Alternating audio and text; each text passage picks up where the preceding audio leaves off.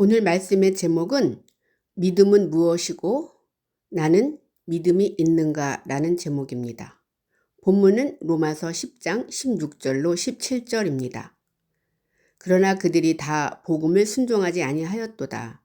이사야가 이르되 주여 우리가 전한 것을 누가 믿었나이까 하였으니 그러므로 믿음은 들음에서 나며 들음은 그리스도의 말씀으로 말미암았느니라. 아멘. 우리는 하나님을 믿는다고 합니다. 믿는다는 것은 어떤 것일까요?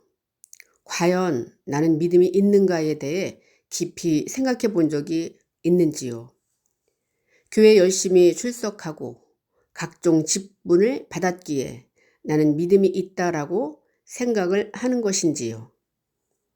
누군가 당신에게 하나님을 믿는다는 것은 무엇이고 당신은 정확한 믿음이 있는가요?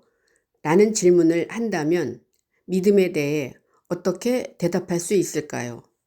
확실하게 성경에서 말하는 믿음, 즉 예수 그리스도가 말씀하는 믿음에 대한 답을 설명하고 이야기할 수 있는지요? 오늘은 믿음에 대한 말씀을 서로 나눠보도록 하겠습니다. 본문은 두 구절밖에 되지 않습니다. 그러나 이 두 구절이 두 단락으로 구성이 되어 있다라고 볼 수 있습니다. 먼저 복음에 대한 첫 단락 본문 16절부터 보겠습니다. 그러나 그들이 다 복음을 순종하지 아니하였도다. 이사야가 이르되 주여 우리가 전한 것을 누가 믿었나이까 하였으니 이렇게 말씀이 되어 있습니다. 우리가 복음을 전했는데요. 그 복음에 순종을 하지 아니하였다라고 말씀하고 있습니다. 복음에 순종하지 아니하였다는 것은 복음을 받아들이지 않았다는 것과 같은 것입니다. 동일한 내용이 고린도후서 11장 4절에도 나오는데요. 만일 누가 가서 우리가 전파하지 아니한 다른 예수를 전파하거나 혹은 너희가 받지 아니한 다른 영을 받게 하거나 혹은 너희가 받지 아니한 다른 복음을 받게 할 때에는 너희가 잘 용납하는구나 이렇게 말씀이 기록이 되어 있습니다. 진정한 예수를 믿게 되면 다른 예수, 다른 영, 다른 복음은 없는 것입니다. 그러나 우리가 예수님을 잘못 알고 있다면 그것은 다른 영, 다른 예수, 다른 복음일 수밖에 없는 것입니다. 같은 내용이 히브리서 4장 2절에도 나옵니다. 그들과 같이 우리도 복음 전함을 받은 자이나 들은 바 그 말씀이 그들에게 유익하지 못한 것은 믿는 자가 믿음과 결부시키지 아니함이라 이렇게 기록이 되어 있습니다. 복음을 잘못 알게 되면 믿음과 절대로 결부될 수가 없다고 합니다. 그 이유는 복음을 제대로 모르기 때문에 믿음과 결부될 수 없다는 것입니다. 그러면 복음은 과연 어떤 것을 복음이라고 할까요? 복음이라는 것은 원어에서 좋은 소식이란 뜻이 있고요. 한 단계 어근을 찾아가면 선포하다, 가르치다 라는 뜻이 있는데 이 단어가 두 단어로 합성이 되어 있습니다. 첫 번째는 좋은, 잘, 번영하여, 성공하여 라는 단어와 사자, 천사, 전령, 목사, 보냄을 받은 자, 소식을 가져오다 라는 뜻이 되어 있는 게 바로 복음인 것입니다. 좋은 소식을 가지고 있는 모든 사람들을 바로 복음의 소유자다 이렇게 말할 수 있습니다. 그래서 우리 모두는 복음의 소유자가 되어야 되는 것입니다. 그러면 이 좋은 소식을 잘 전하고 잘 선포하는 게 복음이다라고 볼 수 있는 것이죠. 과연 좋은 소식은 구체적으로 어떤 것일까요? 좋은 소식은 예수 믿고 복 받으세요. 예수 믿고 천국 가세요. 라는 것이 과연 좋은 소식일까요? 성경은 그 차원이 아닙니다. 복음에 대해서 살펴보도록 하겠습니다. 마가복음 1장 1절 하나님의 아들 예수 그리스도의 복음의 시작이라 이렇게 기록이 되어 있습니다. 복음의 시작이 바로 예수 그리스도가 복음의 시작이다라는 것이죠. 구체적으로 살펴본다면 예수 그리스도가 복음의 시작이다라는 것입니다. 다시 한번 한 단계 진행을 해서 복음이 어떤 것인지를 살펴보도록 하겠습니다. 베드로전서 1장 25절. 오직 주의 말씀은 세세토록 있도다 하였으니 너희에게 전한 복음이 곧 이 말씀이니라. 이렇게 말씀하고 있습니다. 복음 이퀄 말씀이다라는 것입니다. 그래서 예수 그리스도가 복음의 시작이고 예수 그리스도는 말씀이다라는 것입니다. 또 다른 언어로 어떻게 표현을 했는지 복음에 대해서 다시 한번 보도록 하겠습니다.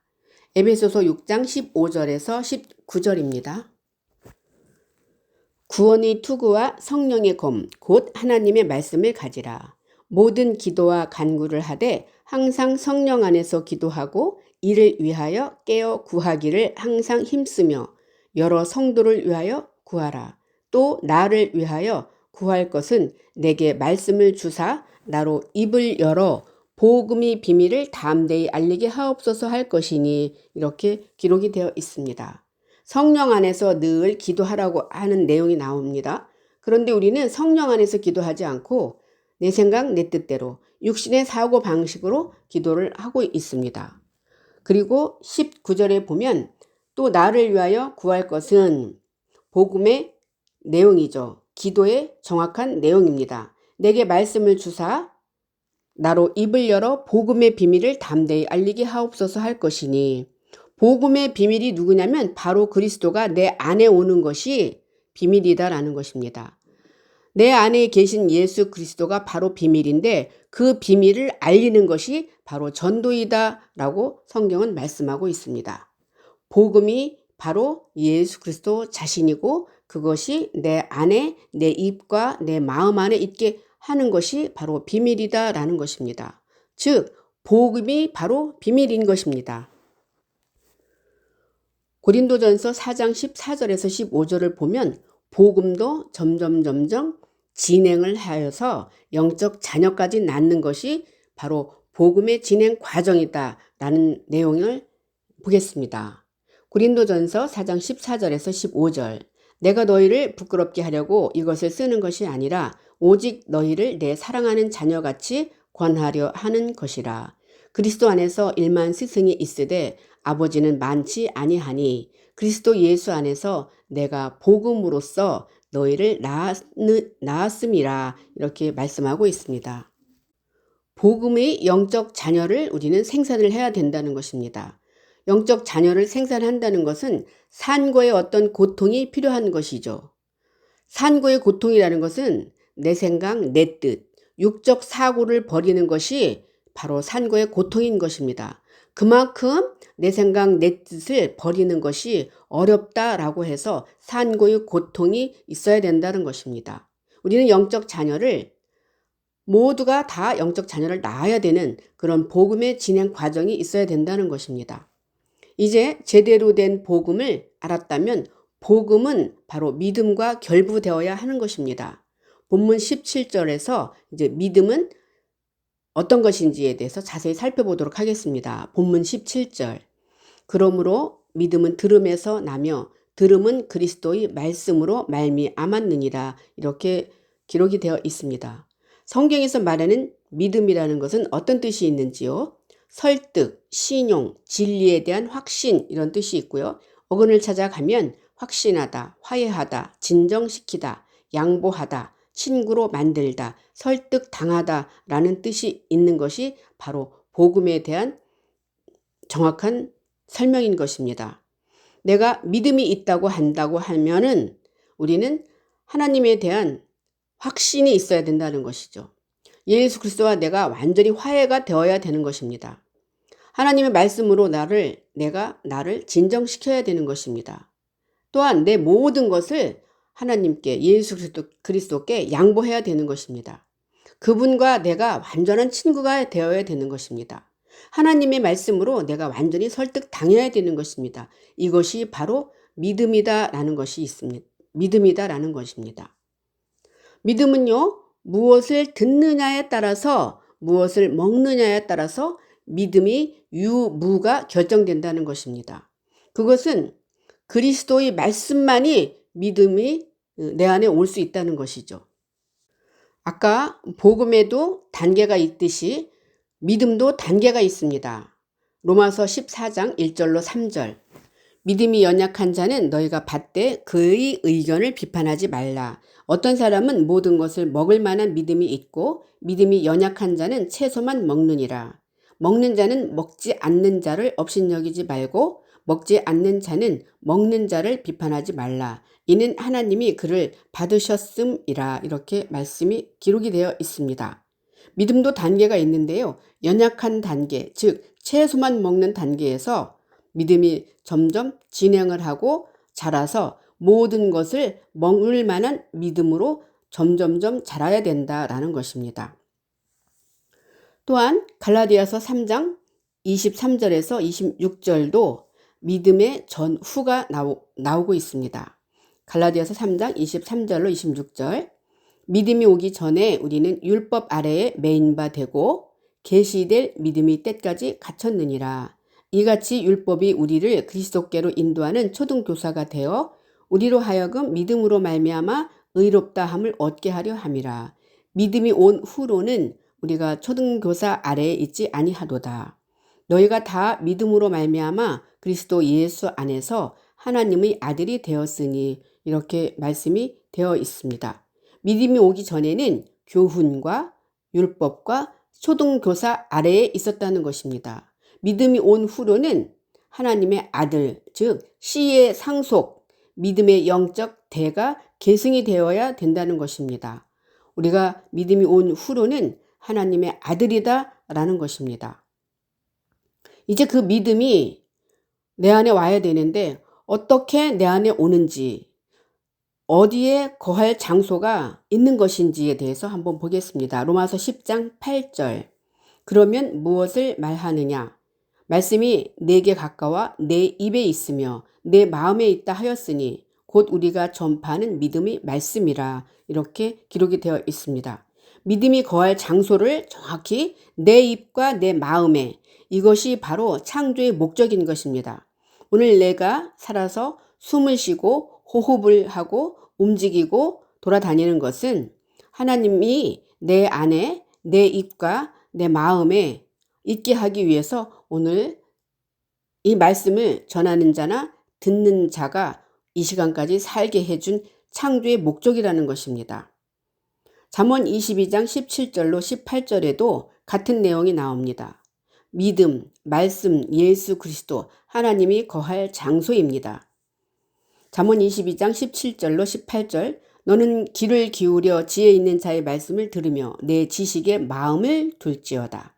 이것을 내 속에 보존하며 내 입술 위에 함께 있게 함이 아름다우니라. 가장 아름답다는 것은 하나님의 말씀이 내 입술과 내 마음에 있는 것이 가장 아름다운 일이다. 성경은 이렇게 말씀하고 있습니다.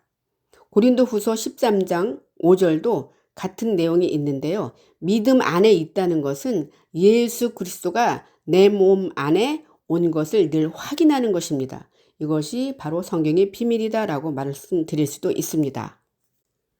고린도후서 13장 5절. 너희는 믿음 안에 있는가 너희 자신을 시험하고 너희 자신을 확증하라. 예수 그리스도께서 너희 안에 계신 줄을 너희가 스스로 알지 못하느냐. 그렇지 않으면 너희는 버림받은 자니라. 이렇게 기록이 되어 있는데요. 말씀이 거할 장소는 나의 입과 나의 마음이다. 이것이 바로 창조의 목적이다 라고 볼 수 있습니다. 믿음은요. 그래서 그리스도의 말씀을 들으면서 점점 자라는 것입니다. 데살로니가 후서 1장 3절. 형제들아 우리가 너희를 위하여 항상 하나님께 감사할지니 이것이 당연함은 너희의 믿음이 더욱 자라고 너희가 다 각기 서로 사랑함이 풍성함이니 이렇게 말씀이 되어 있습니다.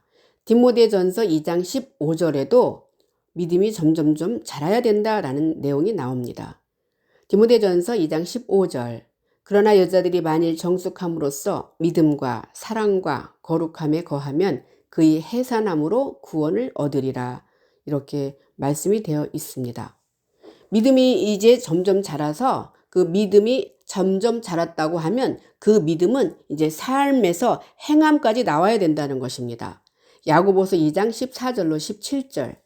내 형제들아 만일 사람이 믿음이 있노라 하고 행함이 없으면 무슨 유익이 있으리요. 그 믿음이 능히 자기를 구원하겠느냐. 만일 형제가 자매가 헐벗고 일용할 양식이 없는데 너희 중에 누구든지 그에게 이르되 평안히 가라, 덥게 하라, 배부르게 하라 하며 그 몸에 쓸 것을 주지 아니하면 무슨 유익이 있으리요. 이와 같이 행함이 없는 믿음은 그 자체가 죽은 것이라. 아멘. 믿음이 있다는 것은 행함까지 가야 되는데 그 행함이 무엇이냐면 양식을 나눠주는 것입니다. 일용할 양식이 없는 사람에게 일용할 양식을 나눠주는 것이 바로 행함이 있는 믿음이다라는 것입니다. 히브리서 11장 1절도 읽어보겠습니다. 믿음은 바라는 것들의 실상이요 보이지 않는 것들의 증거니 이렇게 말씀하는데요. 믿음이라는 것은 나를 통해서 그리스도가 실제 모양과 형상을 나타내주는 것이 바로 실상을 보여주는 것이고 보이지 않는 것들의 증거를 보여주는 것입니다. 우리는 늘 실상이신 예수 그리스도를 나를 통해서 내가 나타내줘야 되는 일을 우리는 해야 되는 것이 믿음이 있는 자다라고 볼 수 있습니다. 에베소서 3장 16절로 19절 보겠습니다. 그의 영광의 풍성함을 따라 그의 성령으로 말미암아 너희 속사람을 능력으로 강건하게 하시오며 믿음으로 말미암아 그리스도께서 너희 마음에 계시게 하시옵고 너희가 사랑 가운데서 뿌리가 박히고 터가 굳어져서 능히 모든 성도와 함께 지식에 넘치는 그리스도의 사랑을 알고 그 너비와 길이와 높이와 깊이가 어떠함을 깨달아 하나님의 모든 충만하신 것으로 너희에게 충만하게 하시기를 구하노라. 아멘. 예수 그리스도가 내 안에 완전히 뿌리가 박히고 터가 완전히 자리 잡아서 예수 그리스도의 지식을 내가 넘치는 때까지 가야 되는 것이 믿음의 소유자다라는 것입니다. 결론을 보겠습니다. 믿음은 무엇을 어떻게 듣느냐에 따라 믿음이 유무가 결정됩니다. 믿음이라는 것은 말씀이신 그리스도를 내 입과 내 마음 안에 있게 하고 내 안에 계신 예수 그리스도를 삶으로 나타내는 것이 바로 실상을 나타내는 것이며 보이지 않는 것들의 증거를 보이는 것입니다. 그리스도의 너비와 길이와 높이와 깊이가 어떠함을 깨달아서 그분이 완전한 사랑이 내 안에서 충만하게 자라는 것이 우리가 알아야 될 믿음이고 성경에서 말씀하는 믿음인 것입니다. 이러한 믿음의 소유자가 되기를 간절히 바라고 원합니다.